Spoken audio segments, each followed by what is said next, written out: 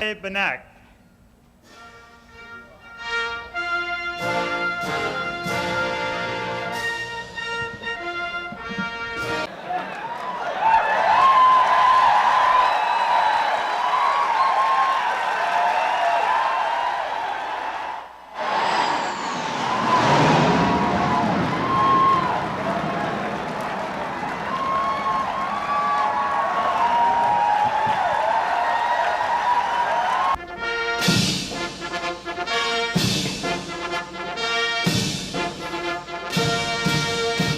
Ladies and gentlemen, the President of the United States and Mrs. Reagan, accompanied by Rear Admiral Charles R. Larson.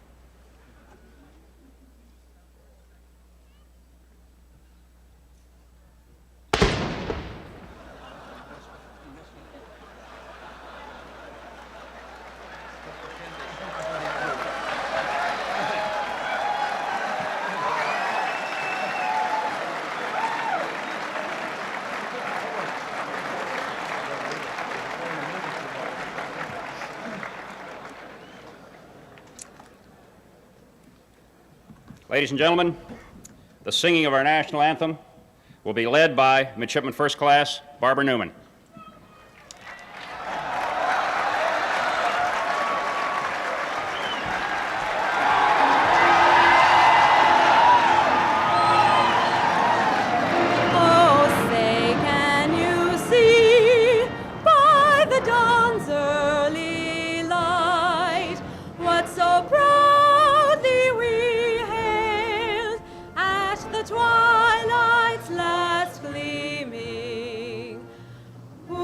Stripes and bright stars through the perilous fight.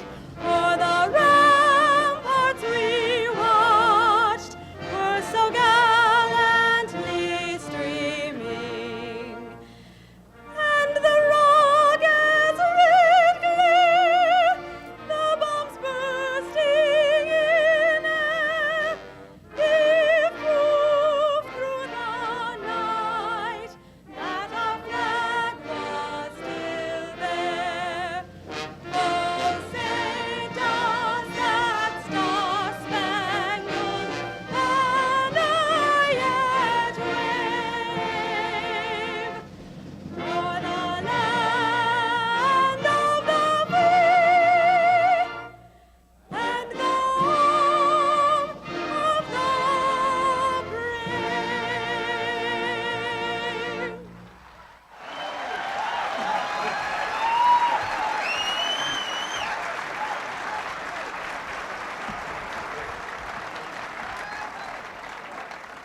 Please remain standing for the invocation by Chaplain John Glenn, United States Navy. Let us pray. Eternal Father, we lift our hearts to you in thanksgiving. May my lips thanksgiving to these her sons and daughters by asking your blessing upon the class of 1985. As we ask your blessing upon them and our President, who summons them to serve our country, we pray that they and all who would lead our people ever be open to your grace, and all who share with us this home we call earth. Amen. Please be seated.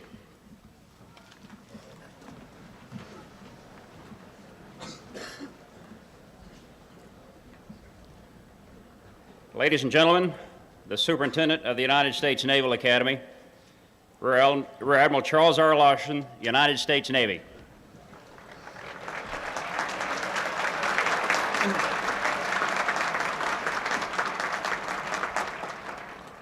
President Reagan, Mrs. Reagan, Secretary Lehman, Admiral Watkins, General Davis, distinguished guests, ladies and gentlemen, families, friends, and most importantly, the class of 1985.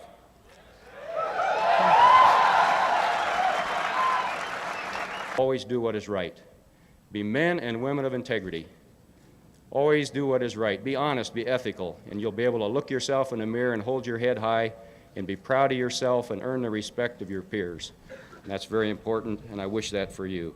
And my final wish for you, we'll miss you here, but you're ready to go. You're ready to move on to bigger and better things. And that final wish is that may you find success, satisfaction, and pride in service to your country. God bless you all. I salute you.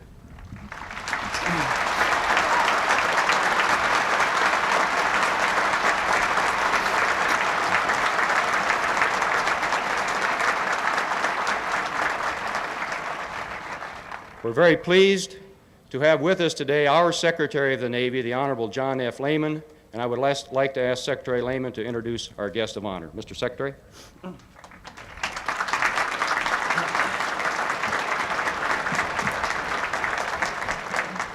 Thank you very much, Admiral. 5 years ago,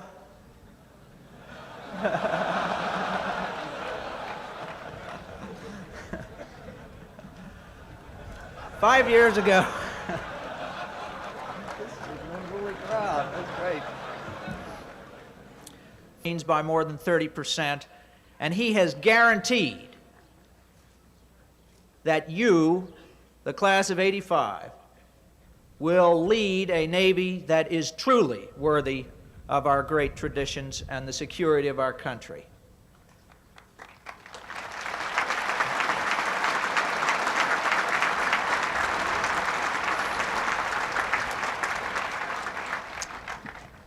Ladies and gentlemen, it is my high honor today to introduce to you one of the greatest naval persons of this century, our President, Ronald Reagan. Mr. President.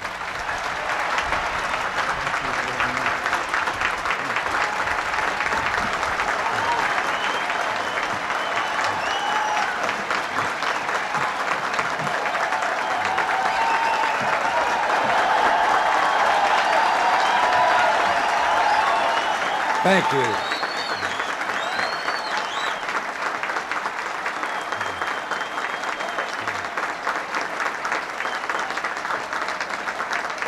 Thank you. Thank you all very much. Congresswoman Holt, Secretary Lehman, Admiral Watkins, General Davis, Admiral Larson, distinguished guests, members of the class of 1985, ladies and gentlemen, I am so proud and honored to be here and to have a 22-gun salute.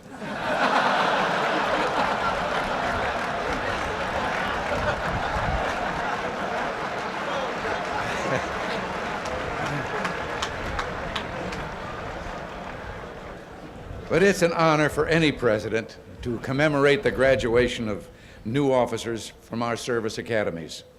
But today is a special privilege for me. I was reminded on the way up here that we have a lot in common. You were the first class to enter the Naval Academy during my term in office. And you might say we've finished a 4-year course together. Now we're both about ready for the real stuff. One thing bothers me, though. I still seem to be climbing that greased monument, and you only had to do it once 3 years ago.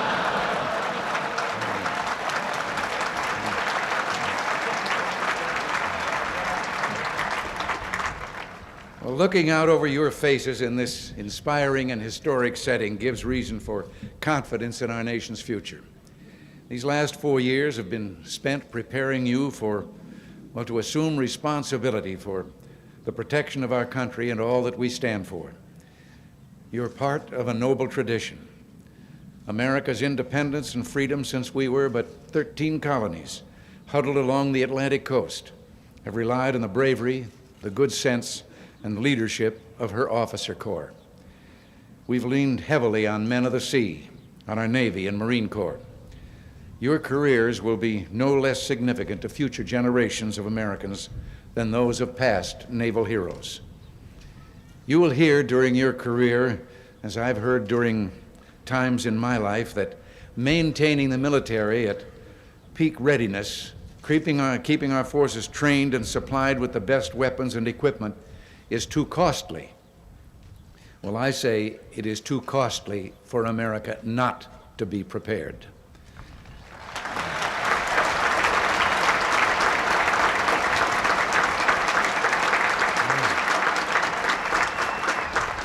As presidents since Washington have noted, the way to prevent war is to be prepared for it. And as obvious as that is, it's not always appreciated. There's a story about John Paul Jones' chief gunner mate. And it was during the gore and thunder of that most historic battle. He was loading and firing cannon, carrying the wounded to the medical officer, cutting away the tangled rigging. And apparently in the midst of that first fight, John Paul Jones went below momentarily and changed into a new uniform. And as he emerged on deck, a voice rang out through the smoke and fire. It was the British captain asking, "Have you struck your colors?" And the gunner's mate, sweat and blood dripping from his body, turned and saw Jones, now in his fresh uniform, reply, "I have not yet begun to fight." And the gunner's mate said, "There's always somebody who didn't get the word." Now, my chief of staff, Don Reagan, is a Marine, and he keeps telling me that story is incorrect, that it was a Marine in the rigging and not the gunner's mate that said that. Well, today, as throughout our history, it is strength, not weakness, resolve, not vacillation, that will keep the peace. It's about time that those who place their faith in wishful thinking and good intentions get the word. During the 1930s, I saw America disillusioned by the First World War permit our military power to decline. The lack of will on the part of the Western democracies encouraged the totalitarians of that day. Churchill called what followed the most avoidable of all wars, and it turned out to be the most costly of all wars, both in terms of resources and in terms of human suffering. Americans were spared much of the direct ravages of the Second World War due to geography, the grace of God, and the incredible skill and unmatched courage of our armed forces in the desperate months after Pearl Harbor. Fighting a delaying action, often against overwhelming odds, they bought the time needed to build our forces. Coral Sea, Midway, Guadalcanal are names that have gone down in the annals of truly historic battles. I couldn't help but see those names up there on the stadium. Many good men gave their lives in the 1940s for America's unwillingness to prepare in the 1930s. Let me promise you, as long as I'm president, that will not happen again.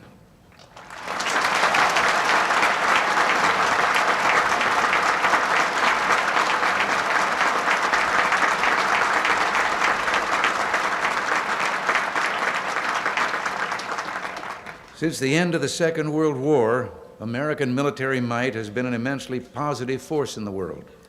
We used our economic resources to help rebuild the devastated homelands of our allies and of our former enemies as well. Those people wherever they are in this world, who've enjoyed the rights to speak and to pray and to direct the course of their government through democratic elections, owe their freedom, to one degree or another, to the protection of the United States military. It doesn't take much imagination to know how different things would be had the Soviet Union, not the United States, militarily and economically dominated the world after 1945. There are some who analyze world events who operate under the assumption that the United States and the Soviet Union are morally equivalent. This reasoning does a great disservice to our forefathers and all the brave individuals throughout our history who have fought and died to keep this country free. The United States is a democratic nation of free people. We are a far more moral and decent land than any totalitarian state, and we should be proud of it. During the last decade,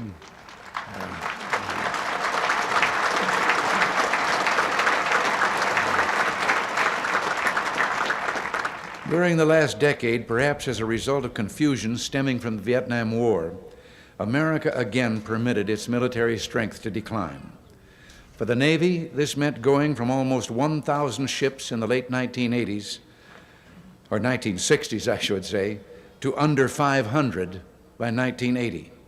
In real terms, our overall military spending dropped by 20% in the 1970s. And how did the Soviets seize this historic opportunity for better relations?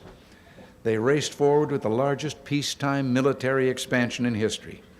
They built almost 3 times as many ships as we did in the 1970s, turning what had once been a Navy aimed at coastal defense into an offensively designed blue water Navy, a formidable threat to peace and stability throughout the world. The Soviets' Pacific Fleet alone now has more than 500 vessels, including 2 aircraft carriers and more than 130 submarines. There had been theories that Soviet belligerence would wane as their relative strength to the United States increased. Those theories went by the wayside in the late 1970s as Soviet advisors and military equipment, along with thousands of Cuban surrogate troops, poured into Africa. Soviet tanks invaded Afghanistan. A weaker America did not mean a more peaceful world. That's about as likely as army stealing the statue of Tecumseh. 4 years ago, when you were entering Annapolis, we were putting in place a program to rebuild America's weakened defenses. And I'm proud to say that much progress has been made. I know you're ready for the Navy, and I can tell you the Navy is now much more ready for you.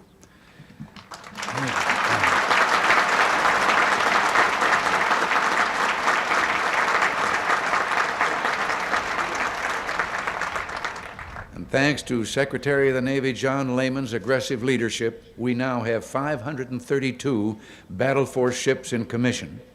In 1984 alone, the Navy took delivery of 25 ships. We currently have 102 Battle Force ships under construction or conversion in 21 shipyards. By the end of the decade, we'll realize our goal of a 600 ship Navy, which will include 15 deployable aircraft carriers. And we've taken the steps necessary to make certain that our ships are in fighting trim and able to accomplish their mission. We've moved forward to ferret out waste and inefficiency. And by the way, that's why you hear those stories about outrageously expensive hammers or bolts and things of that kind. Well, we're finding the waste and cutting it out. Those press stories are actually success stories because by and large they represent our efforts to make the best use of our defense dollar. To make sure our military is ready, we've purchased spare parts, ammunition, better and more efficient equipment, and top-of-the-line weapon systems. Most important, we got the best darn bunch of officers and crews this Navy or any Navy has ever had.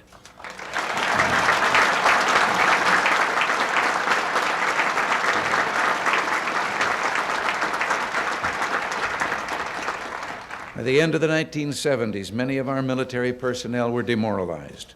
The purchasing power of their pay had eroded, as had public recognition of their service.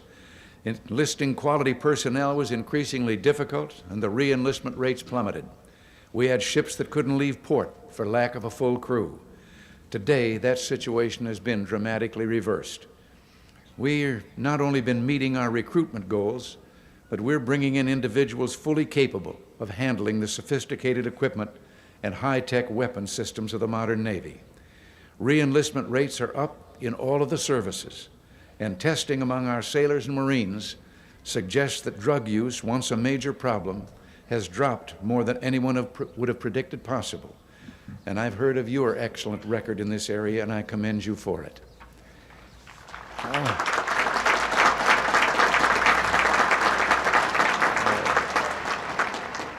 Although I'm an old horse cavalryman myself, I've always had a soft spot in my heart for the Navy. Back in my former profession, I played a naval officer in Hellcats of the Navy.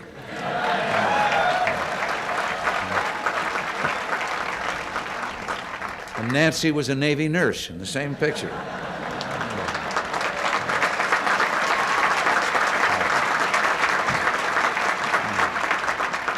Now, speaking for myself only, if they should send me another script, it probably would be for Old Man in the Sea.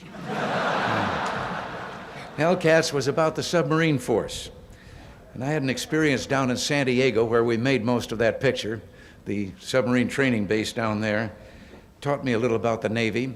It seems that just about the same time we were making the picture, the flyboys over there at the Naval Air Station came over and invited the officers, the submariners, to come over and kind of learn a little about their occupation.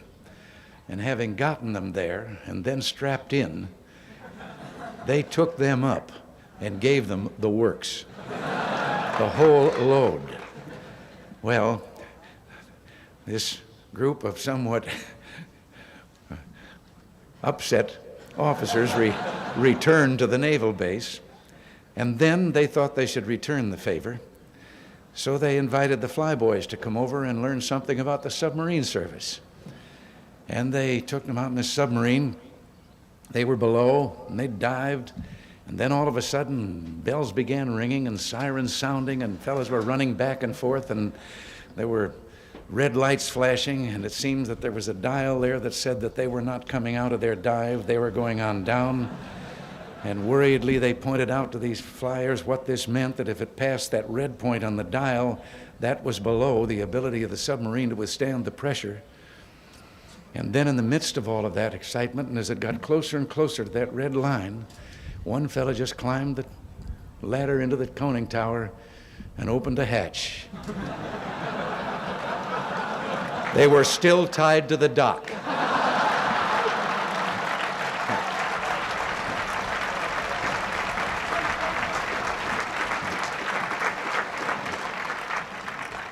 Well, that was just a movie, but the job you'll do is as vital as at any time in the history of our republic. Our economy is run on fuel and resources from faraway countries brought to us by way of the oceans. Even many of our own resources, the oil in Alaska, for example, are transported by sea. And the great democratic nations of the world are tied by shared values and a reliance on the sea lanes. Our treaty commitments mean little without access to the Atlantic, the Pacific, the Caribbean, the Mediterranean, the Indian Ocean, Persian Gulf, all the great bodies of water. The challenge is great. Our Navy is meeting a heavier responsibility than we had in the 60s and meeting it with fewer ships. And that means the officers and crews of every vessel must work harder, carry a heavier load, and endure longer, more strenuous cruises. The Ticonderoga, our first Aegis-equipped guided missile cruiser, spent over 80% of her time underway during a 6.5-month maiden cruise in 1984. That same year, the aircraft carrier Ranger and her battle group set a record for sustained continuous operations for conventional powered carrier battle groups, 121 days, steaming more than 50,000 miles. Men and women on these and other ships are under great stress, handling advanced weapon systems and sophisticated equipment. And that's all the more reason to salute them after setting a new record for aircraft safety last year. Many who serve could easily have better paying civilian jobs. Sailors on the carriers are away from their families 70% of the time. Yet 60% of these fine young people re-enlist. Then there's the New Jersey. In mid-1983, she left Long Beach on what was to have been a 2.5-month shakedown cruise in the Western Pacific. After traveling to Thailand and the Philippines, she was ordered to Central America. After a few weeks there, she went through the Panama Canal and at high speed proceeded to Beirut, where she remained until May of 1984. She spent 322 days underway with only 3 port visits on a voyage that covered 76,000 miles. The only relief for her crew was given by the magnificent contribution of 349 volunteers from the Ready Reserves. With 3-week shifts aboard the battleship, they permitted much of the New Jersey's crew to rotate home for leave. In today's Navy, as with the other services, the reserves are playing an increasingly important role. Who are they? Citizens concerned about the future of this country and determined to do their part. They share their time, energy, and talent to keep America strong, safe, and free. Sometimes it's hard to find the words to express my heartfelt gratitude for those who serve on active duty and in the reserves. But it isn't difficult to find the words to explain why they do what they do. It only takes one word: patriotism. And as Commander-in-Chief, I'm overwhelmed at times by their dedication and courage. I see this every day. We've enlisted the talent of some Naval Academy graduates at the White House. Robert McFarland, my National Security Advisor. His deputy, Admiral John Poindexter, graduated in 1959 and 58, respectively. And I'm proud to note that their sons are following in their footsteps here at the Academy. One man who sat where you do now and graduated from the Naval Academy in 1968 is another member of our administration, Assistant Secretary of Defense James Webb, the most decorated member of his class. James' gallantry as a Marine officer in Vietnam won him the Navy Cross and other decorations, including 2 Purple Hearts. James wrote several books about American servicemen and women. In his book, A Sense of Honor, he describes the life that you have chosen.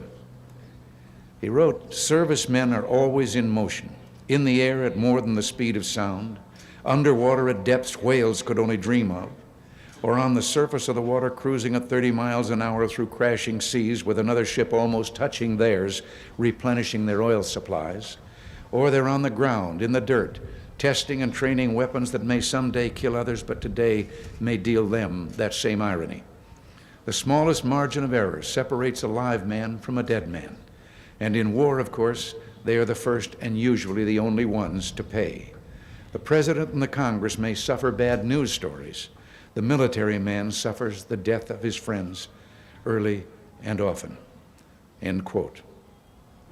I want each of you to know that this President understands and appreciates the job that you will be doing. Your lives are precious. You are putting yourselves in harm's way for America's sake, and I will do everything in my power to make certain the country gives you the tools and equipment you need to do your job and to come home safely. Service. One manifestation of this is the effort now going forth to build a Navy memorial in the nation's capital, a living tribute to you and all those in the United States Navy, officers and enlisted, who've gone before you. Whether we remain at peace, whether we remain free, will depend on you, on your character, your decisions, your leadership. Our ships are in a state of forward deployment, adding both to our deterrence and to our flexibility in dealing with any potential crisis. The theory of deterrence means more than preventing nuclear war. That certainly is an aspect of deterrence, an important one in which the Navy, with her fleet of Poseidon and Trident submarines, is a leading player. Those men who stay submerged for months at a time, foregoing home and family, are the ultimate guarantees against nuclear attack. But the spectrum of conflict ranges from terrorism and guerrilla warfare through conventional and nuclear confrontation. The Navy is an intricate part of a wide-ranging strategy of deterrence across this spectrum. We hope to dissuade hostile action at any level by persuading potential aggressors that whatever their target, they'll lose more than they will gain. The Navy and Marine Corps power and forward deployment puts them on the front lines of deterrence. The leadership and judgment of naval officers serving in the far reaches of the globe are critical to our success as a nation. So let me leave you with these thoughts. Your countrymen have faith in you and expect you to make decisions. The issues will not be black and white, otherwise there would be no decision to make. Do not be afraid to admit and consider your doubts, but don't be paralyzed by them. Be brave. Make your judgment and then move forward with confidence, knowing that although there's never 100% certainty, you have honestly chosen what you believe to be, as you have been told by the Admiral, the right course. Do this, and the American people will always back you up. You're joining the officer ranks of the United States Navy and Marine Corps. You're part of a proud tradition. John Paul Jones, entombed here at Annapolis and enshrined to the hearts of all Americans, once said, "I hoisted with my own hands the flag of freedom, and I have attended it ever since with veneration on the ocean." As you go forth in your career, the flag will be in your hands. Carry it and yourselves with pride. Good luck, God bless you, and I wish you fair winds and following seas.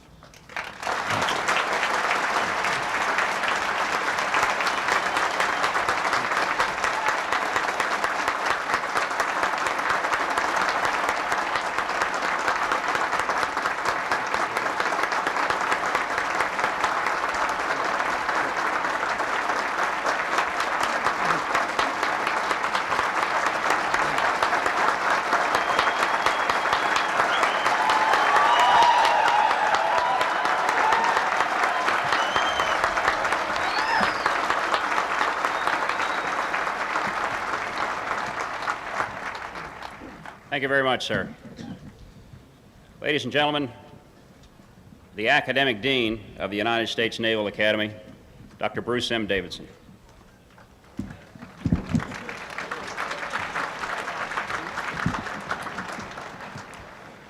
The candidates, please rise.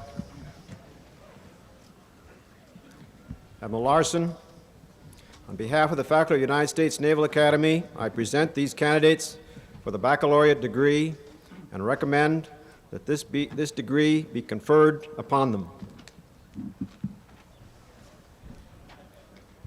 As you have successfully completed your course of study at the United States Naval Academy and have been recommended by the Academic Board, I, the Superintendent, by virtue of authority vested in me by the Congress of the United States, do hereby confer upon each of you the baccalaureate degree designated on your diploma with all rights and privileges thereunto pertaining. Congratulations, graduates.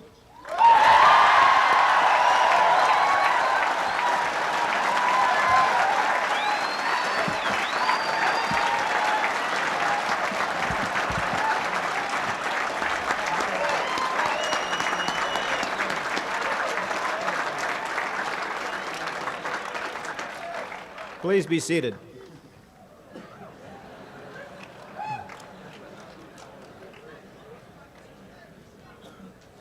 The class of 1985 is honored to have among its members one Rhodes Scholar. Would Midshipman Stuart Munch please rise?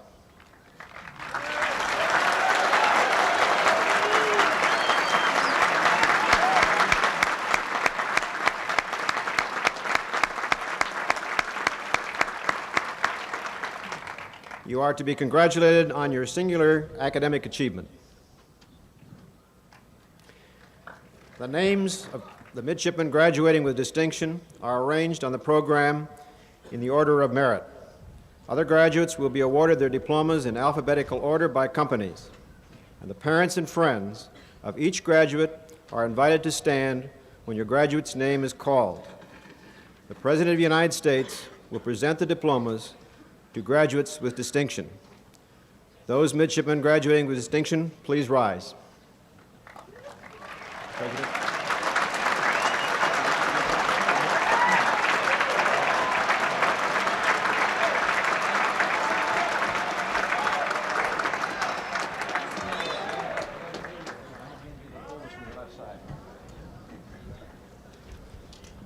Midshipman Jeffrey Wayne Hoyle stands first in the class.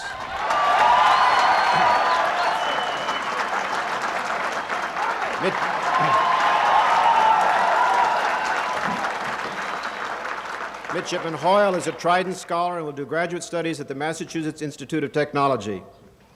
Stephen S. Vossen will do graduate studies, University of Missouri, Rolla. Matthew Shahada, Marine Corps Burke Scholar. Patrick W. Butler, Burke Scholar. Joseph D. Skufka.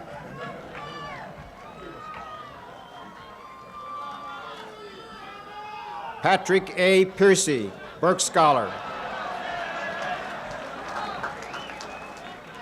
Mark S. Bailey, Trident Scholar, will do graduate study, Massachusetts Institute of Technology.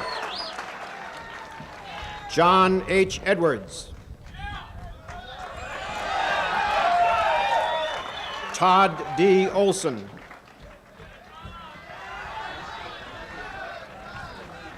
Lee O. Smith, Marine Corps Burke Scholar. James M. Grimson.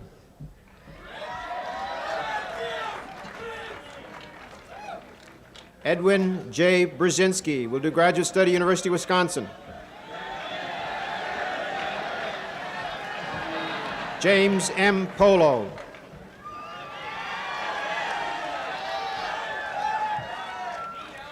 Daniel J. Lefebvre, Marine Corps Burke Scholar. Andrea L. Webb.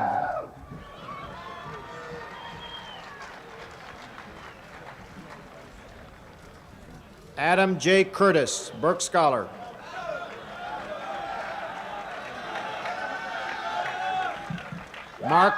Mark D. Little, Burke Scholar. Kimberly J. Horeen, Marine Corps Burke Scholar.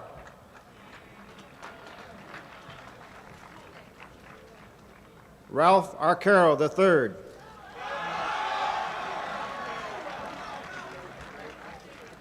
Stephen R. Chapin, Jr. Mark R. Waterman, Burke Scholar. Michael F. Hiosi, Burke Scholar.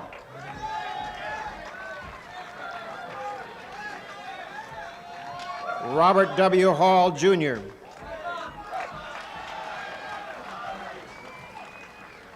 David A. Magnoni will do graduate study at New York University. William B. Higgins.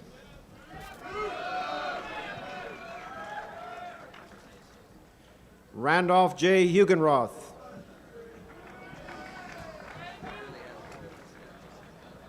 John S. O'Neill.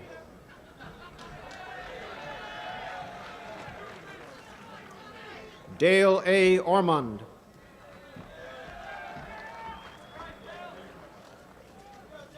Jeffrey B. Walker.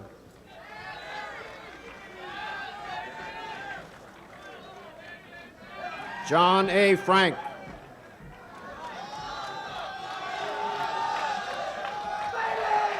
Peter H. Hanlon.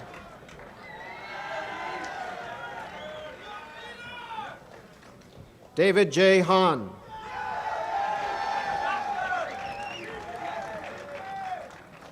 Robert S. Duncan, Burke Scholar and Olmsted Scholar.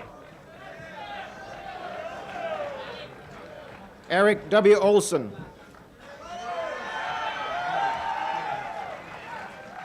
Stephen A. Bongart.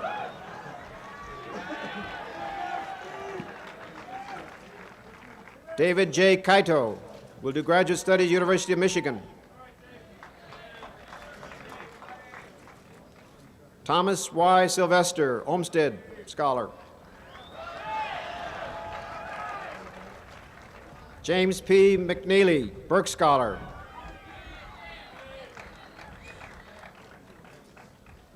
Stuart B. Munch, Rhodes Scholar.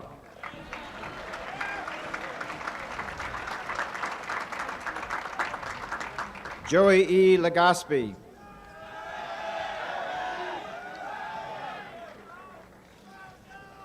Jeffrey K. Kellenbach.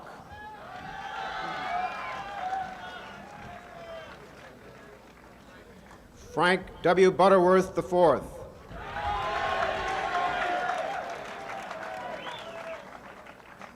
Charles S. Rauch.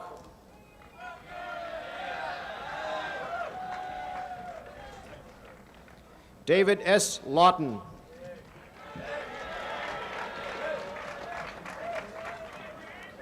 James A. Pierce.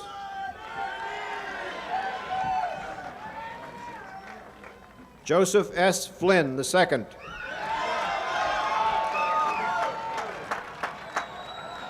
Michael A. Beatty.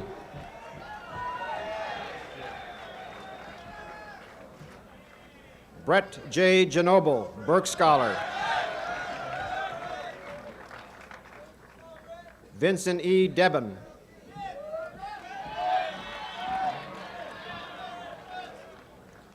Christopher M. Rhodes.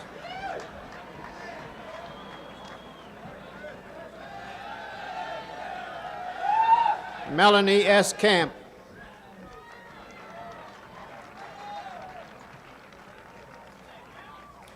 Randall N. Heyer, Trident Scholar.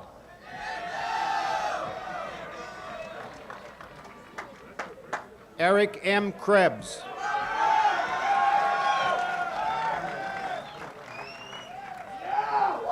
Russell E. Durrell III. Thomas P. Habib.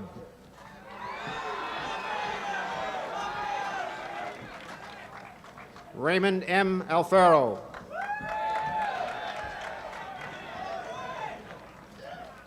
Timothy K. Olson. Robert B. Dishman.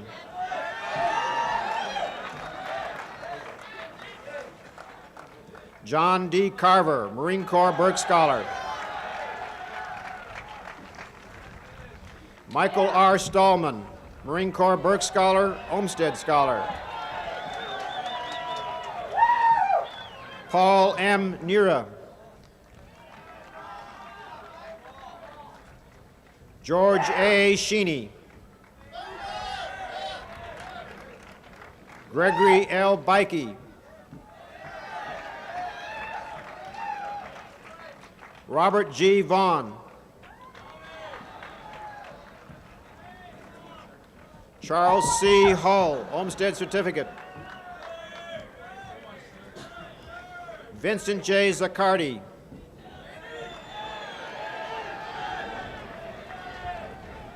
Greg P. Olson, Marine Corps Burke Scholar.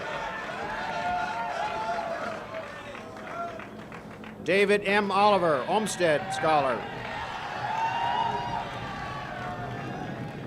Sidney J. Pohl. James R. Maselli. Mark W. Deno.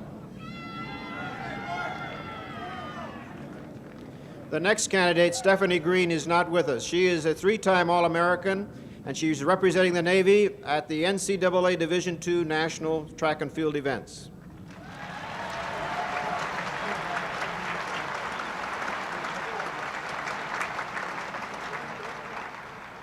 Guard J. Clark.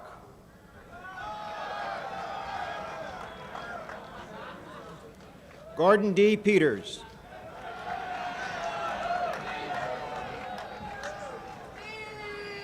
Richard Von Wold.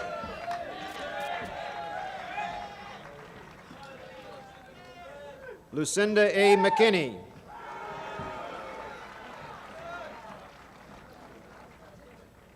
Ricardo A. Price.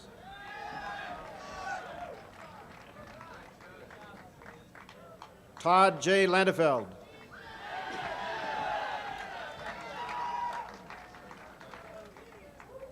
Carl T. Dietrich.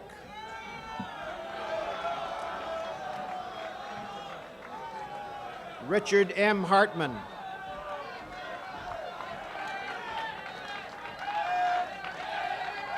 John G. Honick.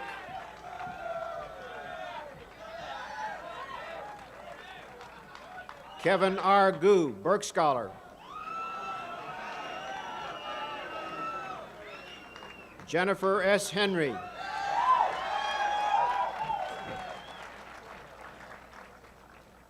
Harold E. Barr.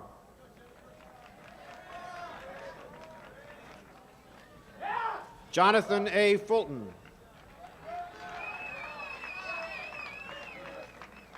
Eric E. Bowman.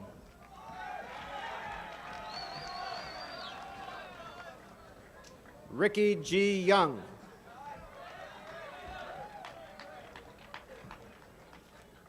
Stanley A. Kosa III.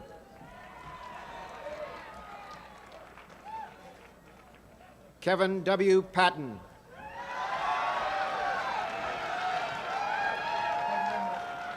Tracy S. Johnson. Stephen G. Nelson. George M. Wadlick, Jr. Andrew J. Bellis, Marine Corps, Burke Scholar.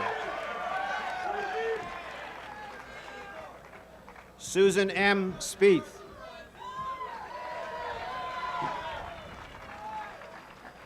James N. Olmsted, Olmsted Scholar.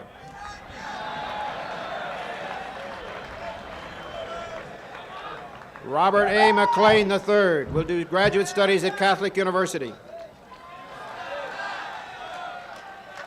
Gary D. Klein.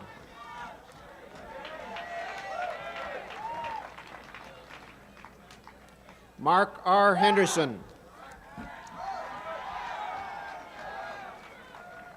Bradley C. May.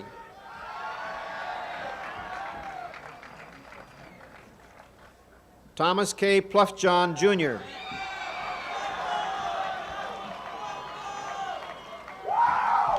Leslie T. Lascari.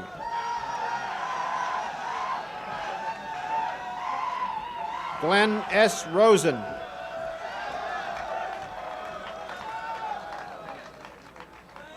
Michael J. Fitzpatrick.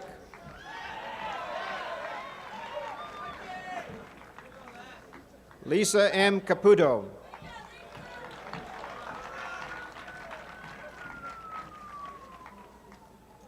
And Cynthia M. Tabold.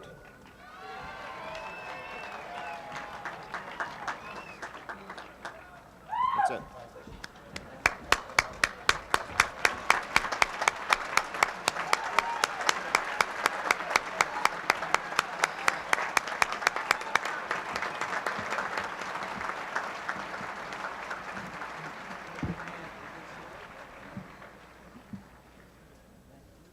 The superintendent and the commandant of midshipmen will present the remaining diplomas. Odd number companies will receive their diplomas from my left, and the even numbered companies will be from my right.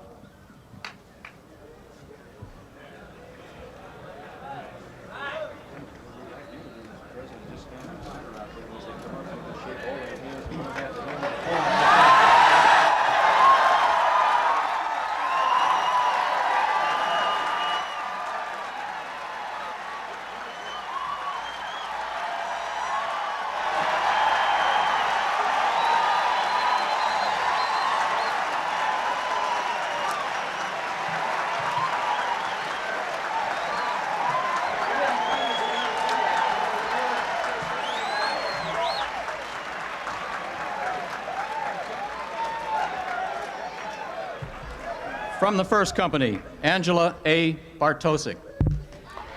From the second company, David A. Bailey. Joseph W. Beatles III. Brian M. Broberg.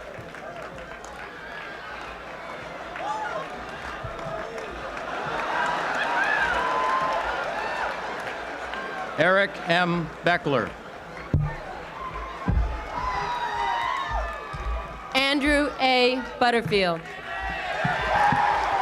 Michael E. Bryant. Thomas P. George. William L. Koblenz. Jeffrey D. Haida.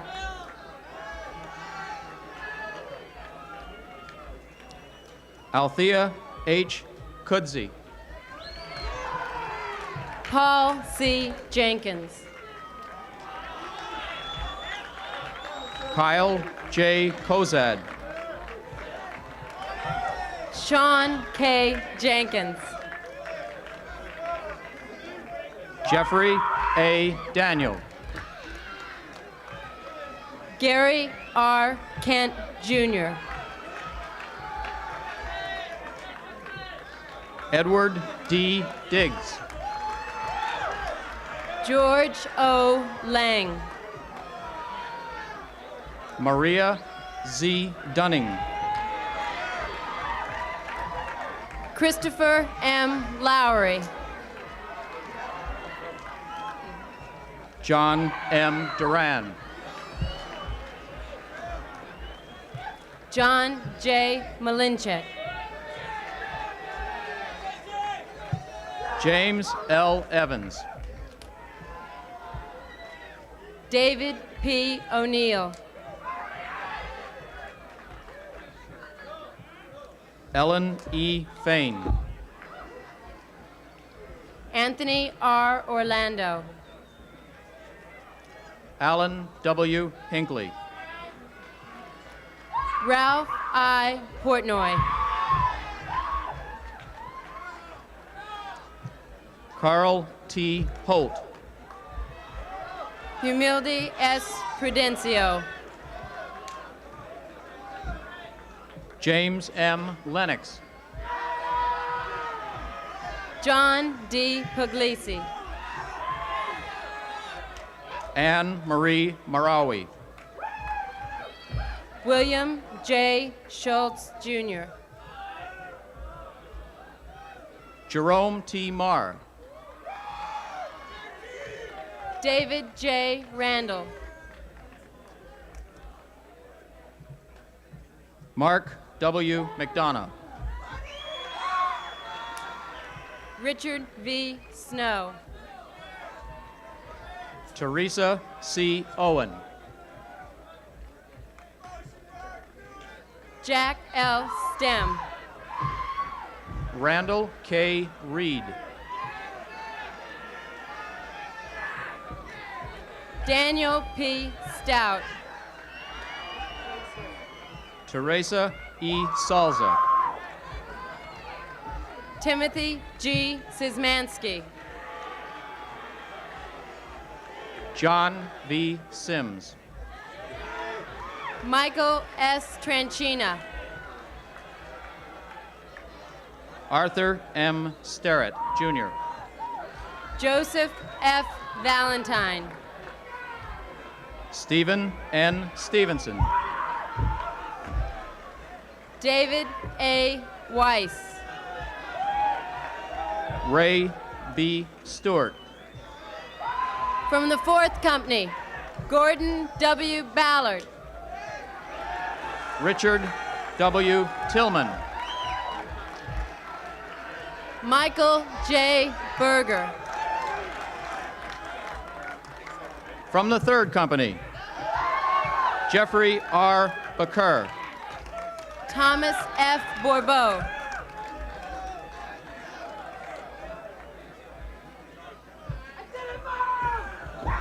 Timothy L. Berg.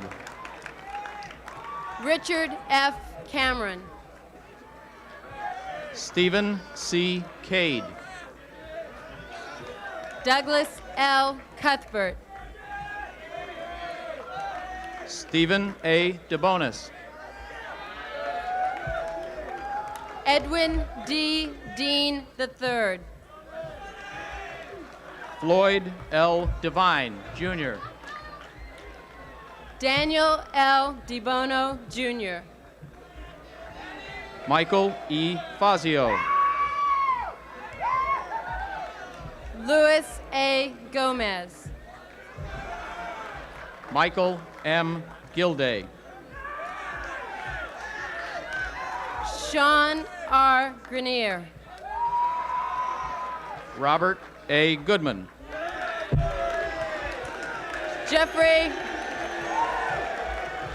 Jeffrey J. Grill. Christopher N. Hickey. Joel L. Hansen. Daniel J. Holzrichter. Robert V. Hoppe. Dale E. Haran. Stephen J. Kinsel. Eugenio R. Mendoza. Michael C. Klooster.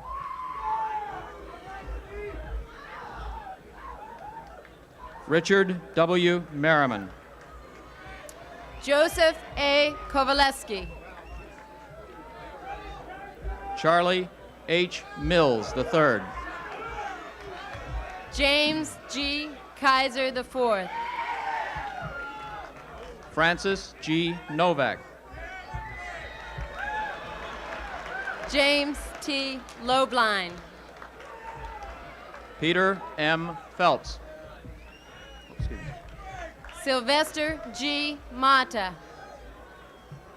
Mark A. Poindexter. Michael D. Phillips. Renee A. Pugliati. David M. Pimple. Paul A. Rosmilso. Joseph P. Preddy. Daniel M. Siegenthaler. Douglas T. Rhodes. Bruce R. Thompson. Ronald A. Selvey. John A. Van Cleve. William H. Spear. Robert T. White, Jr. Theodore J. Stout. Robin T. Weilman. Dean T. Sun. John B. Williams III. Larry W. Schweitzer. From the Fifth Company, Thomas L. Adams III. From the Sixth Company, David V. Adamiak. Lamont A. Adkins. Mark J. Brownell. Jeffrey A. Belt. Richard